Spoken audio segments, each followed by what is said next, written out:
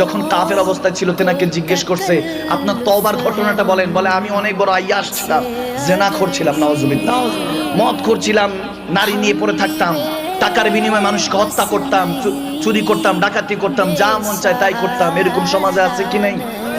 দেশের টাই না দশের টাকায় সমাজে, এরকম সমাজে মনে নাই? আসেনি বাবা? আছে আছে আছে। ওই সমাজও ছিল, এই সমাজে আছে, কিয়ামতের আগ পর্যন্ত থাকবে। ঠিক কি না? কিয়ামতের আগ পর্যন্ত থাকবে এরা।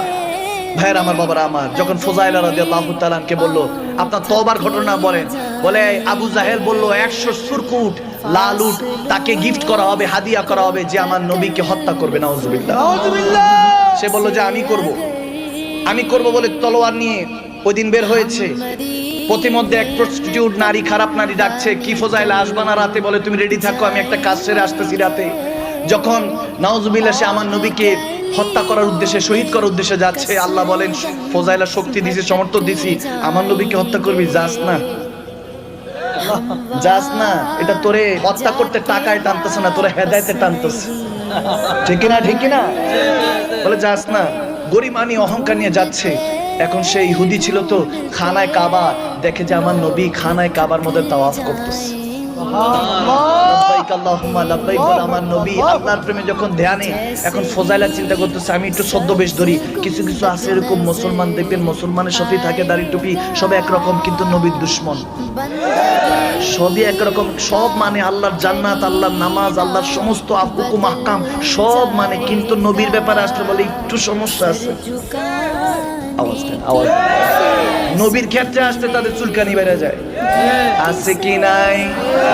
যখন এরকম হলো, আল্লাহ মানলে নবী মানা নয়, নবী মানলে আল্লাহ মানা হয়। এখনো অনেক ধর্মের অবলম্বী আছে যারা এক আল্লাহর নামে কোরবানি দেয়। ওই গরুর গোশ, ওই কোরবানির গোশ খাওয়া কি জায়েজ আছে? দেখেন ভাইয়ের আমার, আমি কখনো কন্ট্রাডিকশন করি না, অনেকে জানে। আমি কাউকে কখনো ছোট করি না। আমি মনে করি হেদায়েতের মালিক কে? যতই গিলাই কোনো লাভ হবে না। যদি নবীর প্রেমটা অন্তরে দান করে, আল্লাহ হেদায়েত দান করে, তখনও না আসবে। ঠিক না? যখন ফুজাইলা কাছাকাছি গেছে, এখন নবী তাওয়াফ করছে, সে ফুজাইলা তাওয়াফ করছে।